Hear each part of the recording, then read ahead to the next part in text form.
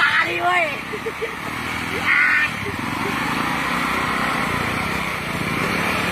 ตัดด้วยแม่แย่ด้วยว่า